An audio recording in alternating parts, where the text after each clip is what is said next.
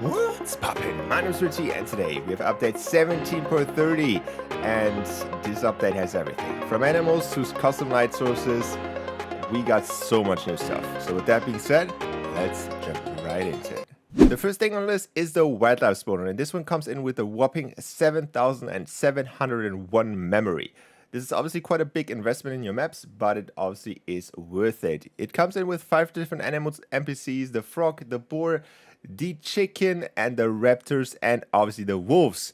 These are all the animals that are currently in BR, and it is pretty cool to see them now in creative. You have also different options for randomization. You can have random animals in general, you can have random predators, and also random prey. You can have up to 20 animals at a time at one device. They will spawn in waves, not all at once, so you will only have a minimum of 1 second between each spawn. And you also have some very cool additional options such as taming, loot drop, movement speed, and health. A few of these options even have their own channels. For example, you can have a lot of different options for taming, which is pretty cool. Other than that, this is already a huge update, and just with this device alone, this would be an insane cool update, but there's so much more. The next device on the list is the Dance Mannequin device, and this one is amazing if it would actually work, because currently it's broken. I cannot do anything with it. It is a pretty cool device, and the options in here are insane. There's so much cool stuff that you could do with this device technically if it would work, but it does not. It's not the only device that doesn't work. If you go into your settings, you can see all the new devices, and also the VFX spawner, which is also in here, also doesn't work. You can see they don't take up any memory, and you cannot customize them, you cannot drag them around, and as soon as you leave the island, they're gone. So hopefully that is getting fixed. But for the mannequin device, it is pretty cool. You can have like even different outfits. You have like laser, rustler, frontier, deadfire, sparkle. You have so many different outfits in there, and you also have custom dances.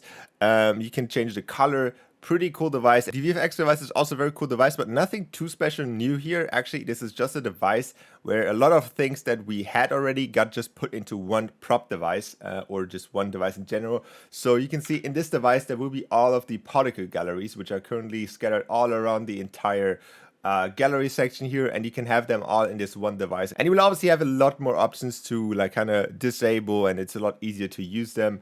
You don't have to pull out a full gallery to just find one specific effect, but currently this one is also not working, so hopefully we can get a fix. From the not working devices, let's actually move on to one that actually works and is super insane, and this is the customizable light.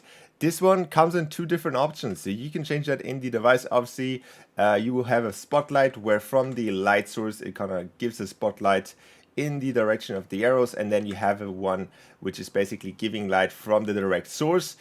Pretty cool. I would highly recommend turning down the light a little bit, because it comes on default on 50, and I personally think that is pretty bright. Maybe that is like a little bit overkill. If you go 100, it is yeah, it's very bright.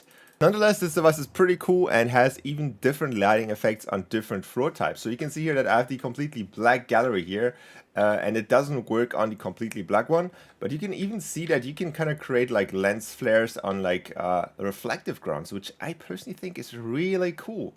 Also, this device, like most of the other light devices, have an initial state, so you can turn it on or off from the beginning, and you can also have a lot of options to toggle it on, toggle off, reset, enable, disable, the basic stuff here. One very cool thing, which is completely new to Fortnite Creative, is the new light color options here. This UI is completely new, and I really like it. It looks really clean. You can choose between all of these colors. The colors are not super like intense, which I personally think is really cool, so you don't have like super like contrasted stuff. They're very subtle, and obviously you can turn them on with a light intensity or not. And last but not least, with this device, there's also different states of this device. So you have the constant state where you just have a basic light, and then you have like very cool different modes which you can use on this device. Personally, this one is my favorite. It looks really cool, and I already have so many ideas with this one. Kind of looks like a spotlight searching for something. So really cool here, and yeah.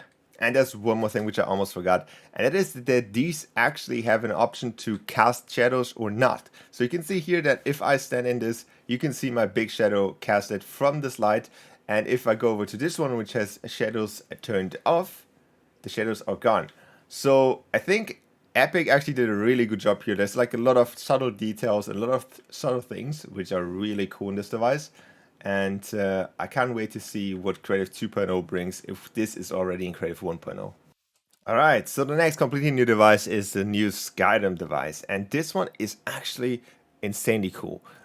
In first glance, I thought this device is kind of useless. It's the same like the light sources that we had before, where everything just looks like way too intense, and there's too little customization options.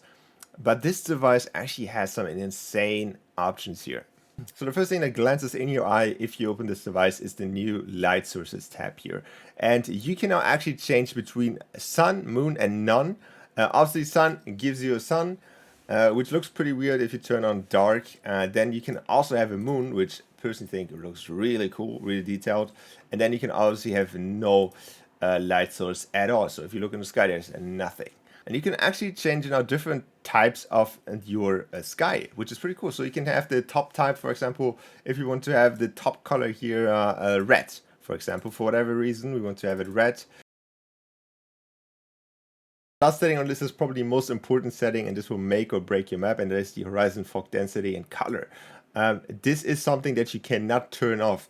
Even you can see here that I have it to 0%, and you can still see that there's still this like little fog in the background. So you have to make sure that you have the right setting in here. Otherwise, your map will look horrible.